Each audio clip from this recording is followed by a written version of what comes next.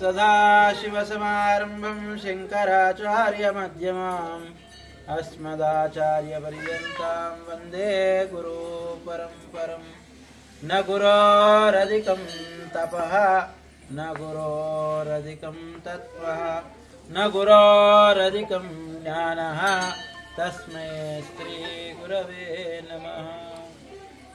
భగవద్బంధువులకి దివ్యాత్మ సంభూతులకి ఆత్మ బంధువులకి గోమాత యొక్క ప్రియాతి ప్రియమైన భక్తులందరికీ గోసేవ చేసిన వారందరికీ సర్వదేవతా సమూహమైన కామధేనువు అయినటువంటి శ్రీరామదూత గోశాలలో ఉన్నటువంటి గోల యొక్క ఆశిష్యులు ఈ స్థానానికి అధిష్టాన దేవత దత్తాత్రేయుడైనటువంటి దత్తాత్రేయుని ఆ కాలభైరవుల యొక్క అనుగ్రహ అందరికీ ఉండాలని మనసారా కోరుకుంటూ అందరికీ ఓం నమః గో మాతాకి జై, గో మాతాకి జై, గో మాతాకి జై.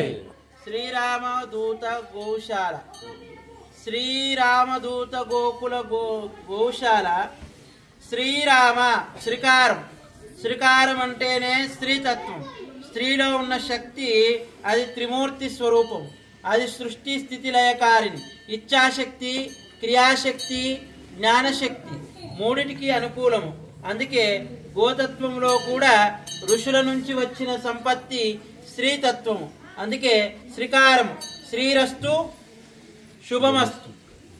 శ్రీకారముతో కూడినది ఏదైనా సరే శ్రీమాత్రే నమః. స్త్రీ అనేటువంటి తత్వము సృష్టికి తల్లి లాంటి స్వభావం. అందుకే పంచభూతాల్లో కూడా మనకు అనుకూలమైన తత్వము భూమాత, గోమాత, తులసీమాత, గంగామాత, గాయత్రిమాత, జననీమాత. జన్మనిచ్చిన తల్లి కూడా స్త్రీ. ఆ తల్లి యొక్క అనుగ్రహం ఉంటేనే సృష్టి పరిచయం. అందుకే భగవత్ అనుగ్రహం ఉంటేనే ఆ గోమాత యొక్క సేవ, ఆ గోమాత యొక్క సేవలో ఉండి నమ్మి కొలిసిన వారికి గోమాత యొక్క ఆశీస్సులు ఉంటాయి. అందుకే శ్రీకారములో కూడినది శ్రీతత్వము అతి ఉత్తమమైనది. అది శ్రీకార తత్వము. శ్రీకారములో అక్షర వ్యాసానికి కూడా శ్రీ ఆధారం. అందుకే శ్రీరామ రామ అంటే రకారము నారాయణ తత్వము. నారాయణలో నకారం పక్కన ఉన్నది రకారం అనేటువంటిది పక్క పెడితే నారాయణుని కూడా యాద్ చేసినట్టే. నమశివాయ నమశివాయలో మకారం. ఈ మా కలిపితే రామాయ. రామ అనేటువంటిది ఈ శివాయ విష్ణు రూపాయ విష్ణువే శివరూపాయ నమో వై బ్రహ్మనిదే వాసిష్ఠాయ నమో నమ. శివకేశవులకు భేదము లేదు. గోవులు కపిల గోవు కావచ్చు, సురభి కావచ్చు, కామధేను కావచ్చు, అనేకమైనటువంటి సంపత్తితో కూడిన సప్తమాత్ర గోమాతలైన కావచ్చు. ఆ గోమాతకు ఎవరు అనేది కాదు, అమ్మ ఆమె తత్వముతో కూడిన తల్లి.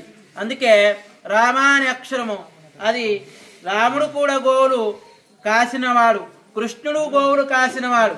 అందుకే శివుడికి ప్రీతికరము నందీశ్వరుడు. అందుకే రకారము మకారం నమశివాయ అనేటువంటి తత్వం ఇందులో వచ్చింది. దూతాయ నమః. దూత అంటే గోవుకు సేవ చేసిన వాడు దూతగా ఉంటాడు. ఇంటికి సేవ చేసిన వాడు విశ్వాసంతో ఉంటాడు. అందుకే రాముడికి సేవ చేసిన వారు ఎవరు? ఆంజనేయ స్వామి. అందుకే అన్యదా శరణం నాస్తి తుమేవ శరణం మమ తస్మాత్ కారుణ్యభావేన రక్ష రక్షా పరమేశ్వర్ అని రాముడికి దూతగా ఉన్నాడు. అందుకే దూత ఉన్నంతసేపు, ఆంజనేయ స్వామి ఉన్నంతసేపు అన్ని విజయాలు. గోకుల గోశాల. గోకుల అంటే కృష్ణుడు. కృష్ణుడు గోవర్ధాన్ని పర్వతాన్ని ఎత్తినవాడు. గోకుల నందనుడు, యదు వంశ సంభూతుడు. అందుకే మురళీలోలుడు. అందుకే గోవర్ధనతో కూడిన గోవులు కాసిన గోపాలుడు కాబట్టి గోకుల గోశాల. శాల అనేటువంటిది వంటశాల, భోజనశాల, ధర్మశాల. ఇది గోశాల. ధర్మంలో ఉండేది ధర్మశాల, భోజనంలో ఉండేది భోజనశాల, గోవులు ఉండేది గోశాల. అన్నిట్లో గోశాల కూడా ధర్మానికి ఉత్తమమైంది.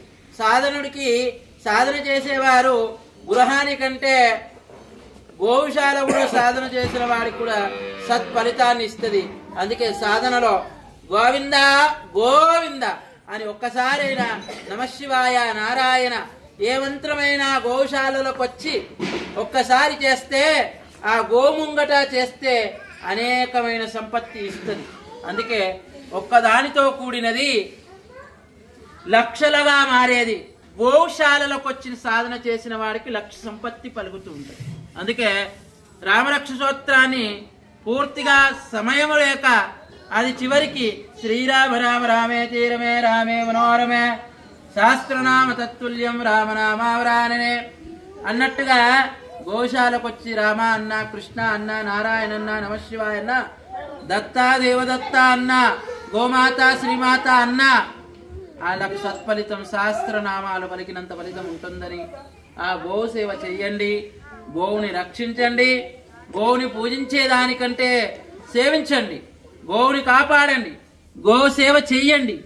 సనాతన ధర్మం నుంచి వచ్చిన సాంప్రదాయాన్ని పోనివ్వకుండా సాంప్రదాయాన్ని రక్షిస్తూ సాధు సంతులు ప్రేమించినది, ఋషి మునులు ప్రేమించినది, బ్రహ్మంగారు కాసిన గోవులు, గోవులు కృష్ణుడు కాసిన గోవులు, సమస్త ఋషి మునులు జమదగ్ని కూడా కాసినటువంటి గోవులు. అందుకే ప్రతి ఒక్కరు కూడా గోవుని సంరక్షిస్తూ కాపాడుతూ గోవుని విశ్వ మాతగా, గోవుని మన యొక్క భారతీయ సంపత్తిగా, ఆ గోవు ద్వారానే సకల సంపత్తులు మనకు కలిగి ఉంటాయని గోవునితో కూడిన విషయాలని అన్నీ తెలుసుకుంటూ ముందుకెళ్ళండి.